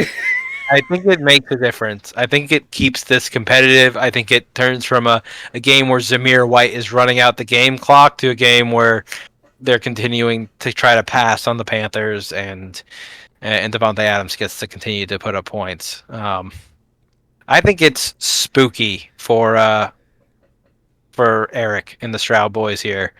4-0 going up against 2-2. It's a strong 2-2. I think that Alex is gone 2-2. No, week 1 he laid down. He kind of laid down week 1, but week 2 he showed up. He's got a new quarterback. It's spooky out here. What if Jaden Daniels does drop 34 points? Who knows? That would be wild. I mean, it is a gamble. He's projected to score a good 4 to 5 points less than Dak Prescott, who was in there before for him. So it could end up costing him, but if he makes the right play here, he's gonna look smart, and especially if like Aaron Jones goes down at some point this season or something, and Jaden Daniels has it in him, then Aaron Jones is injury prone. Like he was banged up all last year. His hammy could go any second now. Who knows? And it's hanging on by a thread. That's what Alex told you when he traded him to. He's like, look, this guy's hamstring is just like this, man. It's like barely hanging on anymore. Yeah, I mean, he got drafted low because people were like, does he still have some juice? And he's got like a moderate amount of juice left, but it could all dry up in a week or so, and then I just have a guy that I can kind of start if I need to. Well, not a guy I'm excited about. Let's talk about guys you can start if you need to, or what's happening with your lineup here. This is our last matchup to break down before we get to football tonight here. So Let's talk about it. You got Lamar Jackson, the Dark Magician, going in for you, and Derrick Henry still holding it down strong. It's versus the Cowboys, a defense that has given people pause in the past, but Alvin Kamara just showed that they're beatable. Unfortunately for you, Alvin Kamara is on the other side of the ball for you here, and you're hoping he doesn't put up 44 again against the NFL worst Eagles defense this week. That's spooky. I'll be honest. I'm spooked. I would be spooked if I were you. Hey, listen, there's a scary guy on the other side. I take solace in the fact that there's exactly one scary guy on the other side. It's Kamara or nothing. I mean, Jalen Hurts could definitely put up 30 points. Okay, that's the quarterback thing. Whatever. Quarterbacks are spooky. Jalen Hurts is on the upper side of quarterbacks too, right? So, I mean, I just have to beat one good quarterback and hope that, Alvin Kamara doesn't put up 50 this week, and then I should be all set. I mean, I don't know. The thing with Kamara is everyone wants to write him off every year, and every year he comes back and he's like, no, I'm fine. I'm good. I catch passes. My hands are great, and I know how to run the football. So, he should have been drafted earlier, obviously, and I don't know why everyone always doubts him, but I got caught up in it this year. I don't have any Kamara anywhere. But beyond that, look at Riley's wide receiver core. We're talking about 2 4-0 teams squaring off. We both have banged up receiving cores, and I think that Riley's is a little bit more banged up than mine. I take St. Brown and Neighbors over Juwan Jennings and Alex Pierce 8 days a week. And when it comes to the tight ends here, Sam Laporta versus Brock Bowers, we're talking about old news versus new news. And I'm talking about Sam Laporta being part of an offense that's just let's just get the ball out to Jameson Williams. Maybe in Arizona things change around a little bit, but I think Brock Bowers eats up Carolina. I think he goes nuts. He's yet to score a touchdown. He's just a target machine. It's coming. He's so good after the catch. I know you're a fan. I know if you haven't watched Brock Bowers play, it's a treat. I mean, the dude catches the ball, he makes 3 guys miss, and then he's just on. He's off. It's gonna happen. I think it could happen in Carolina this week. And down in our flex, we got Aaron Jones versus Austin Eckler, 2 guys clinging to relevancy here. And we'll just see.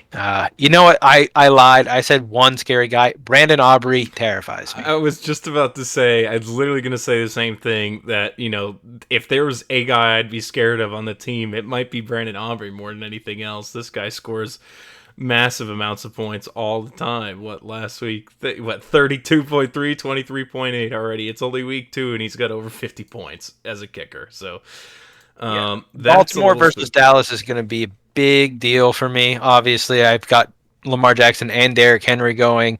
He just has the kicker, but it's a big deal out there for the kicker to do things. I'm hoping Cameron Dicker can at least keep pace. I don't know. It's 2 4-0 teams. I feel like Riley got battered in the first 2 weeks. He's down Christian McCaffrey. He's down his Deebo Samuel. It's tough sledding for him now. He's just gonna bench Terry McLaurin. He doesn't think Cincinnati. He doesn't want to wait till Monday to figure out whether or not Terry McLaurin is gonna have a bump up week. He's going for Alec Pierce, man, the wide receiver 7. Yeah, that's who he believes in. And he doesn't want Terry. He wants Austin Eckler instead. He thinks that's the play for him. I guess he's waiting for Monday night either way. Yeah, he's like one of these Washington guys is going to get the touchdown, and he's got his money on Eckler. He's going with the ground game, and he's waiting till Monday night for his defense as well. He's really got a lot riding on that one. But yeah, you're hoping, if I'm you, I'm hoping Alvin Kamara doesn't score 44 again, and Alec Pierce doesn't get any of those long bomb touchdowns. Look at all my Sunday afternoon games. I got the first 4. I got Lamar, Derrick Henry, obviously same team, Amon and Demont. Oh, I guess same team again. All right, it's really not that crazy, guys. I just am the Lions and the Ravens. Yep. Let's not get it twisted. Did you I would like to diversify. So did you just pick this guy up, Landry? I did. Yeah. We were talking about IDP before the game, before the podcast, because we were talking about how our waiver warrior was an IDP guy. We were like, I don't think we've been giving enough attention to that position, and lo and behold, Ricky's picked up a new IDP. So I like Dunkin' Donut. I dropped Josh Hines Allen, but I dropped Josh Allen last week. He outproduced Olulukun, and that's all I needed him to do, and he did it fantastically. But he's not a guy that's getting after the quarterback, and that's kind of where the upside points are. I saw a few guys in the IDP land. We'll talk about IDPs here for just a moment. There's a guy with like 29 tackles. He's getting like 15, 14 tackles a game. That's good for 11 to 12 points a game. Like, if you just don't want to worry about whether or not you're going to get like 10 points out of your guy, go grab a guy that's getting 29 tackles in 2 games. But if you want a guy that can be like Aiden Hutchinson and put up like 34 points, then you got to get a guy that's rushing the quarterback and getting there. So I'm hoping that's what Landry does for me as he goes after Malik Willis out there in Green Bay. Jordan Love was practicing, I think, this week.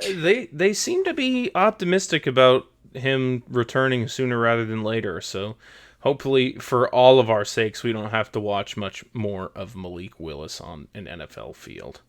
I think he was like second or third in like accuracy and like EPA last week. Whatever, screw that guy. He's a bum. Okay, all right, sure, whatever. I just want that guy to sack him a couple times. That's all I need. Well, that does it for our breakdown there of all of our matchups here. You've got a finger up. What's? Oh, I was just pointing to the pig with the L on its head next to the laughing skull. Just a quick reminder, everyone: the hogs stink. They're stinkier than me by like 0.22 points.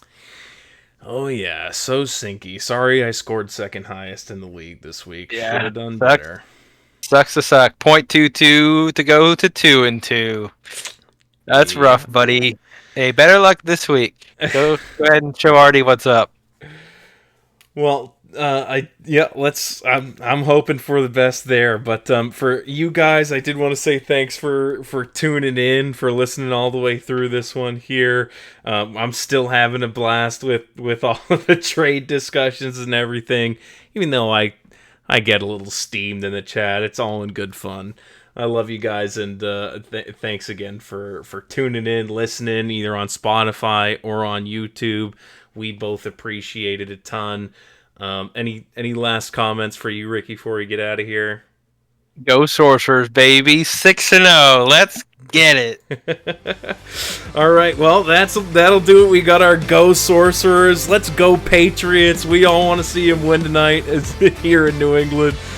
Love you guys. Talk to you later.